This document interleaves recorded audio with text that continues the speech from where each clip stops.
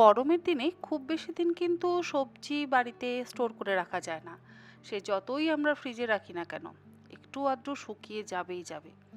আজকে আমি আপনাদের সঙ্গে সবজি দিয়ে একটি রেসিপি শেয়ার করছি। তার জন্য নিয়েছি ৩টে বড় সাইজের আলু, ৫০০ গ্রাম পটল আর ২টো পেঁয়াজ। আলু চৌকো টুকরো করে কেটে নিয়েছি, পটলও বড় টুকরো করে কেটে নিয়েছি আর পেঁয়াজটাও পাতলা স্লাইস করে কেটে নিয়েছি। নিয়েছি এখানে আমি ৫০০ গ্রাম পরিমাণে ঝিঙে আর ২টো টমেটো।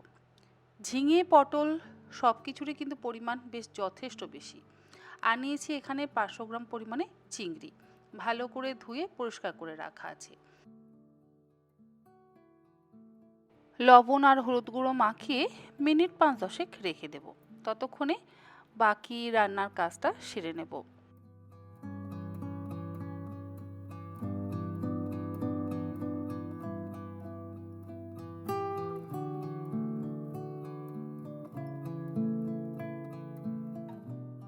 কড়াইতে দিলাম ৫ টেবিল চামচ পরিমাণে সর্ষের তেল। যেহেতু সবজির পরিমাণ বেশ অনেক, তাই সর্ষের তেলের পরিমাণটাও একটু বেশি ব্যবহার করছি।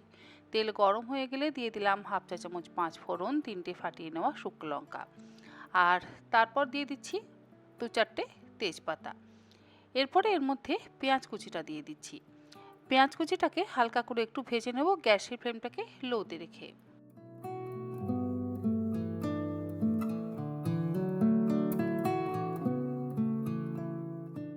পেঁয়াজ কুচিটা হালকা ভাজা হয়ে যাওয়ার পর এর মধ্যে দিয়ে দেব টুকরো করে কেটে রাখা আলুগুলো।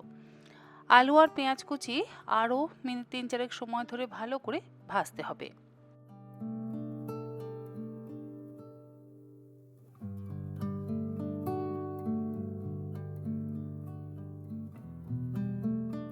আলু আর পেঁয়াজ কুচি ভাজা হয়ে যাওয়ার পর এর মধ্যে আমি দিয়ে দিচ্ছি কেটে রাখা পটলগুলো।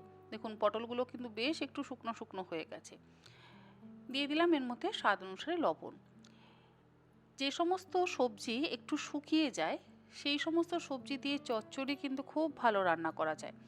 আর আজকে আমরা সেই চচ্চড়ি বানাচ্ছি, যেটা রুটির সাথেও খেতে ভালো লাগবে, আবার প্রথম পাতে সাদা ভাতের সাথেও ভালো লাগবে। আবার যদি সাথে একটু মসুর ডাল বা মুগ ডাল বা মটর ডাল বানানো যায় তাহলে সেটার সাথেও খেতে কিন্তু ভীষণ ভালো লাগবে, মানে ভাত ডাল আর এরকম চচ্চড়ি। পটল দিয়ে এবারে ভালো করে একটু ভেজে নিচ্ছি, সাথে তো লবণ আছেই, কারণ লবণ দিয়ে যদি ভাজা হয় সবজিগুলো সুন্দর তাড়াতাড়ি সেদ্ধ হয়ে যায়। গ্যাসের ফ্লেমটাকে বাড়িয়ে দিয়ে আমি ঢাকা দিয়ে কিছুক্ষণ আলু আর পটলগুলোকে ভেজে নিলাম। যেহেতু সবজির পরিমাণ বেশ অনেকটা, তাই ভাজতেও তো একটু সময় লাগে, আর ভালো করে যদি ভাজা না হয় তাহলে খেতেও কিন্তু ভালো লাগে না। তাই একটু সময় নিয়ে ভালো করে ভাজা ভাজা করে নিতে হবে। পটলগুলো যদি আলাদা করে ভাজতে যাই তাহলে কিন্তু তেলটাও কালো হয়ে যাবে আর তেলের পরিমাণটাও যথেষ্ট বেশি লাগে। তাই সমস্ত সবজি আমি একসাথেই ভেজে নিচ্ছি। আলু ভেজে তুলে নেওয়ার পর তারপর যদি আবার পটল ভাজতে যাই তাহলে কিন্তু অনেক তেল লাগবে। ঢাকা দিয়ে দিয়ে আমি গ্যাসের ফ্লেমটাকে বাড়িয়ে কমিয়ে আলু এবং পটলগুলোকে ভালো করে ভেজে নিচ্ছি। মিনিট ১০ সময় ধরে আলু আর পটল ভালোভাবে ভাজা হয়ে যাওয়ার পর এর মধ্যে আমি দিয়ে দিলাম টমেটোর টুকরোগুলো আর ঝিঙের টুকরোগুলো, আর দিয়ে দিচ্ছি হাফ চা চামচ পরিমাণে হলুদ গুঁড়ো, তার সাথে ২ চা চামচ পরিমাণে জিরে গুঁড়ো, আর দেব হাফ চা চামচ পরিমাণে লঙ্কার গুঁড়ো। কাশ্মীরি লঙ্কার গুঁড়ো কিন্তু নয়, ঝাল লঙ্কার গুঁড়োই এখানে ব্যবহার করেছি। আদা রসুন কোনো কিছুরই ব্যবহার করব না, শুধু একটু পেঁয়াজ দিলাম, স্বাদটা অবশ্যই একটু অন্যরকম হবে। এবারে সমস্ত কিছু দিয়ে গ্যাসের ফ্লেমটাকে হাইতে রেখে খুব ভালো করে একটু কষিয়ে নিচ্ছি।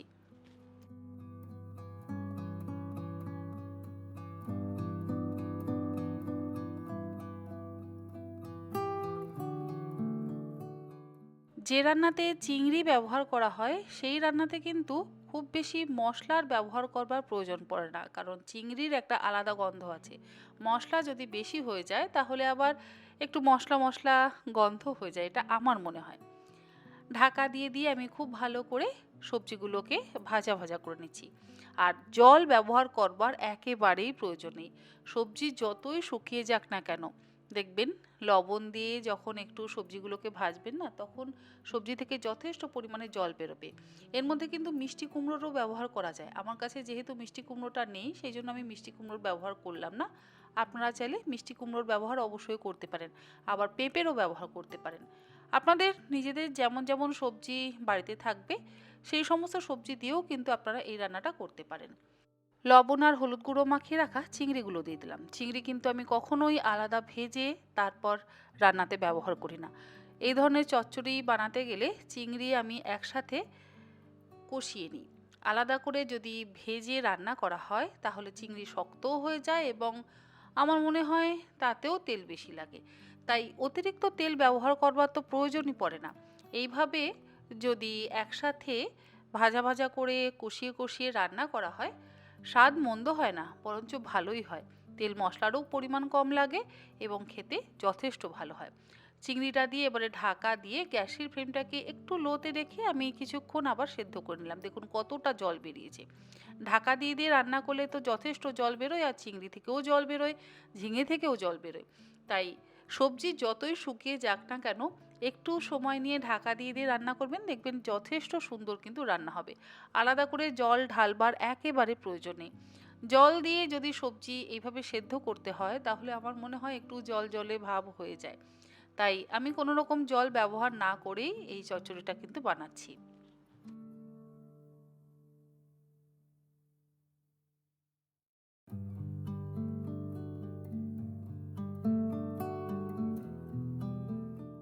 চিংড়িটা মোটামুটি তো সেদ্ধ হয়েই গেছে, আর চিংড়ি সেদ্ধ হতে তো খুব একটা সময় লাগে না।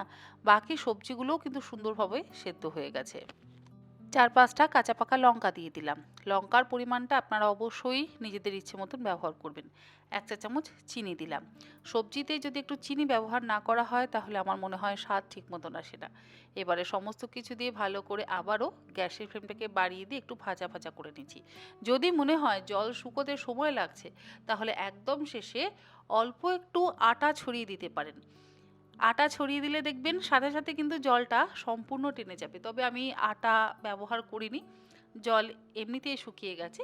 একদম শেষে দিয়ে দিলাম 1 চা চামচ পরিমাণে ঘি। ঘি দিলে অবশ্যই একটু স্বাদটা বেশি ভালো লাগে। কোনো রকম গরম মশলারও ব্যবহার করিনি। তৈরি হয়ে গেল দুর্দান্ত স্বাদের ঝিঙে চিংড়ি পটলের চচ্চড়ি।